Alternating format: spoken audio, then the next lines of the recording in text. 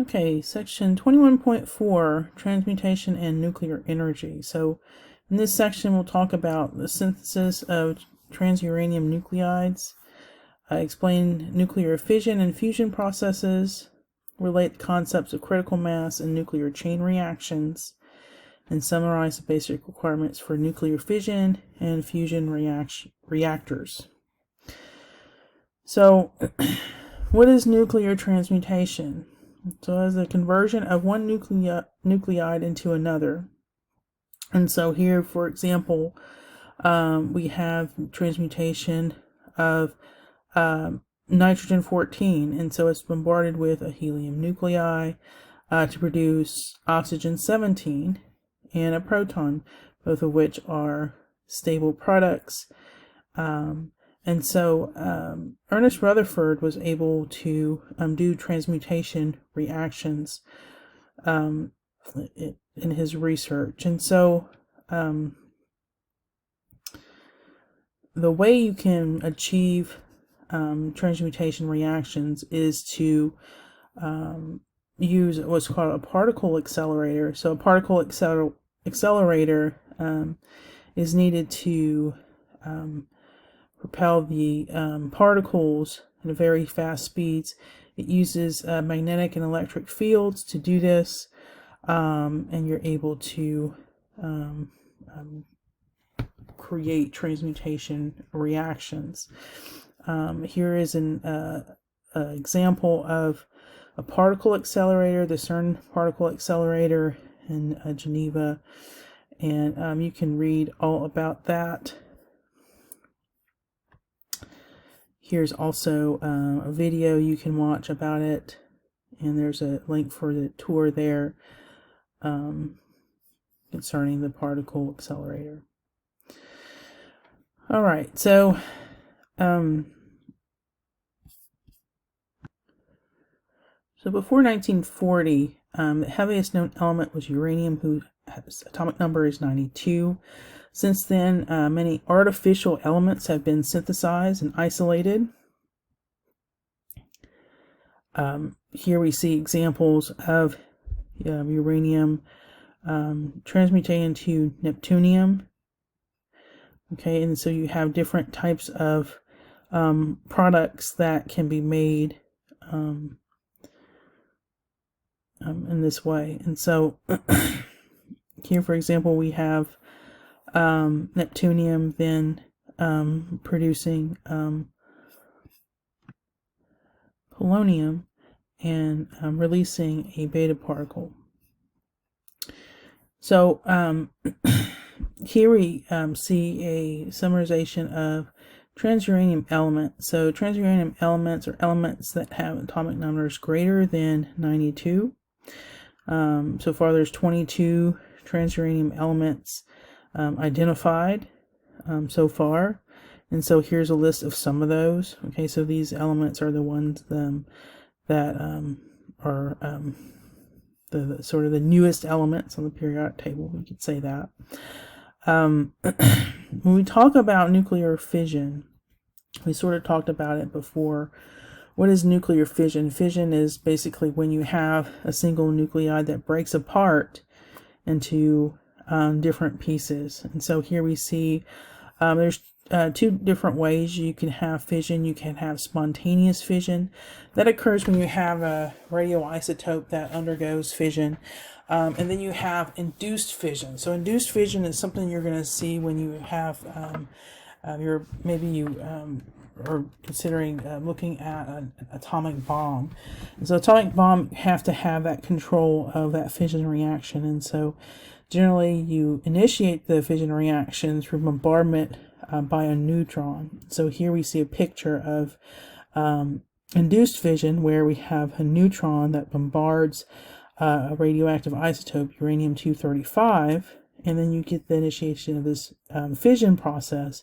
And so then you end up with two daughter nuclides, barium-141 and krypton-92, and then of course you get this release of a large amount of energy. So that binding energy, some of that is released, and then you get three neutrons that are released as well. And so here we see the balanced nuclear reaction, showing you what's happening in the process. Now, uranium-235 can have multiple possibilities in terms of products. Okay, so we see that here. We see that here we're starting out with the same uranium type of nuclide, and then we have bombardment by a neutron. And then if you notice here, you end up with a mixture of different products, so different types of elements. They split differently. Okay, so here is a graph of the mass numbers of the fission yield of the products produced by this fission of uranium-235. So when we talk about initiating fission reactions, when you're considering an atomic bomb, you're warning for a bomb to, in order to create a bomb, you have to sort of have this chain reaction. You want all of your fuel to be used efficiently and quickly in the reaction. And so through this fission process of uranium-235, you get this initial reaction, which we saw earlier, where you have the production of barium-140 and krypton-93 and production of 3 neutrons. Well, those neutrons, if they're close enough and have the correct speed, can bombard other uranium atoms and then also repeat the same chemical process. And if you notice here, the products here are a bit different from what we had before. But you still get products, and then you get this release of neutrons. And again, so all your uranium-235 can quickly detonate and produce a large amount of energy at one time in a close amount of time, and you're able to, of course, and that's what drives the explosion part of the bomb through these sets of chemical nuclear reactions. So how do you design a bomb in such a way? You have a certain mass of uranium-235. In order for the material to undergo a chain reaction, it has to be fissionable. And so that means it can undergo the reaction with any amount of energy for the neutrons. So then when the neutrons are released, they have a certain amount of energy. So just because the neutron is released doesn't necessarily mean it's going to initiate fission of a uranium-235 nuclide. So you have to have a certain amount of energy associated with it. If the fuel is fissionable, then it is going to undergo a nuclear chain reaction. And then you have these terms called critical mass. That is the amount of fissionable material that will support a self-sustaining chain reaction. So again, if you're developing some sort of a nuclear weapon, you have to have that critical mass to where your all of your fuel will undergo a chain reaction. If you have a subcritical mass, that is when you have material that cannot sustain a chain reaction. And then supercritical mass is when you have an amount of material that increases the rate of fission. And so these depend on temperature, shape of the sample, how the neutrons reaction is controlled, etc. So here we see a figure, part A, subcritical mass, where the fissional material is too small and allows too many neutrons to escape. So basically your fuel is too far away from the neutrons, and so the neutrons are not able to initiate that fission reaction. And then here we have a critical mass where the number of neutrons is large enough to where you can create and sustain a chain reaction. Here we see a picture of an atomic bomb and how it is arranged in such a way where you have uranium-235, you have some sort of explosive that will cause the fissionable material to come into close contact with one another. You have a detonator. Then you have this generation of a critical mass where it's able to undergo a chain reaction. Here is a picture of a polonium-239 was used as a fuel for the bomb that destroyed Nagasaki. And so here you can see explosive here that basically reduces the point to where your fuel is at the critical mass state. Before it was at subcritical, and now it's at critical after the explosive has sort of reduced its mass size, and so you have the fuel that is concentrated in a smaller area and it's able to undergo a chain reaction. And then of course you have your detonators that sort of detonate the explosive to begin with.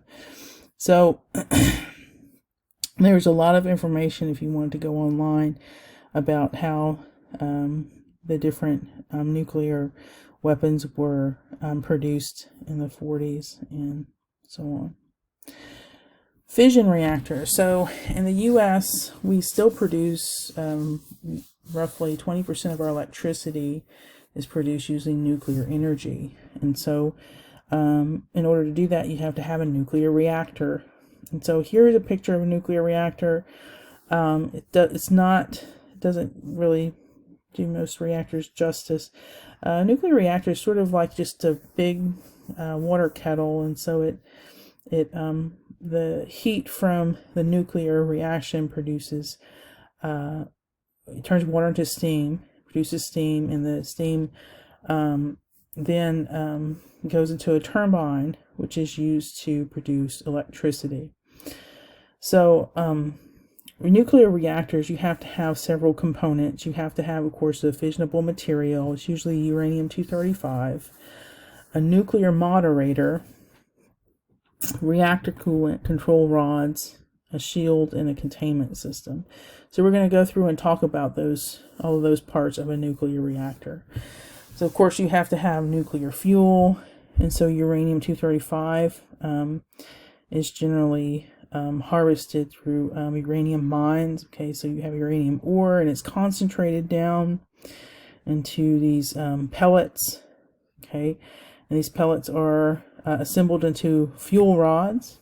Okay, so they're pretty small rods that are inserted down into water, and then you also have reactor coolants. The reactor coolant, of course, keeps the water from all of it from boiling over, and so you have to have there are different types of coolants. Nowadays, the more modern coolants are like molten salts or molten sodium or lead and those types of things. You have to have a moderator. The moderator is going to slow down the neutrons enough to where they are efficient enough to initiate chain reactions. Okay, but within a nuclear reactor, you have to have control of the reaction. You want chain reactions. You want the reaction to proceed, but you don't want it to become out of control. And so you have these things called control rods. And so the control rods are a way to absorb the neutrons. And so if your reaction is sort of getting out of control, or your power is too high, you can insert your control rods to effectively reduce the reaction and slow down the reaction as needed. So here's a picture of a fuel rod assembly, and here we see a steel pressure vessel. The control rods here, there's a grid, and there are fuel rods filled in with uranium-235. The control rods fit into the grid and basically are in close proximity to the fuel rods and are able to absorb some of those neutrons to control the power in the reactor. So there are different types of containment systems that reduce the amount of radiation that escapes from the reactor. And so mostly you have 1 to 3 meters of high density concrete is the main shield. And then you have other types of shielding as well within the reactor. So I had you guys watch a documentary about Chernobyl, and so here you have like a sort of a write-up of 3 different nuclear events that happen. So with nuclear reactors, sometimes you have a thing called a meltdown. If you somehow lose your ability to control the nuclear reactions, you're going to end up with a chain reaction and basically eventually an explosion. Meltdown refers to actually what a reactor can do when it melts down, and the temperature can get so hot to where it literally, the whole reactor will melt down, concrete and all. And so it's really hard to control the amount of heat once a meltdown occurs. And so you'll see that in Chernobyl, for example, there were several attempts. And even with Fukushima, they're trying to cool down their reactor. After you had, with Chernobyl, you had a meltdown, and with Fukushima, you also had a sort of a leakage there. The reactor cracked from the, there was an earthquake that caused a tsunami, and the tsunami knocked out the power of the plant in Fukushima. And this happened in 2011, and so this is pretty recent, and so most of you maybe even remember when that happened. But there's a tendency to try to cool the reactor down, and adding water would just cause it to to eventually, or to spontaneously turn into steam. And so you can't add water to the reactor once you get to a certain point of the temperature being so hot that it's really hard to even stop and decrease the temperature. They did try, and for Chernobyl, they did try to add sand, and what ended up happening was the sand immediately turned into glass, and so it melted down the sand into glass. So it's pretty amazing how much heat can be produced from these nuclear reactions. Nowadays, when we talk about remember the technology we use now was developed in the 50s and the 60s, but they have more modern designs of nuclear reactors that if we start to continue to use nuclear energy in the U.S. and we have to replace our nuclear plants with more modern ones, the nuclear reactors are generally a lot smaller, so if an incident were to happen, it wouldn't be as catastrophic as Chernobyl, for example. So anyways, you have some information about 3 events: 3 Mile Island, Chernobyl, and Fukushima. And so you can read a little bit about that. And there are documentaries about it as well if you're interested in that. So we talked a little bit about nuclear fusion. And so nuclear fusion is when you have 2 lighter elements like hydrogen fusing together to form helium. So in order for hydrogen to fuse together, they have to be moving at very high speeds. Okay, so generally you see nuclear fusion in stars, and the reason why stars shine, okay, and produce so much energy that it can be seen from millions of miles away is because of the amount of the fusion reaction, the amount of energy that's released from that reaction. So there are fusion reactors now. Applications of fusion, the hydrogen bomb. So the hydrogen bomb was developed by first initiating a fission reaction to cause the hydrogen atoms to move at a high enough speed to where they can fuse together. And then you have that fusion reaction that releases an enormous amount of energy. And so the hydrogen bomb was developed after the atomic bomb, which produced an enormous amount of energy, many times that of the atomic bomb. But fusion reactions are very hard to control. So here we have a picture of a fusion reactor, but the technology really is not at a point where we can actually use it for a long-term solution. So here we see that reactors can be run for very brief periods.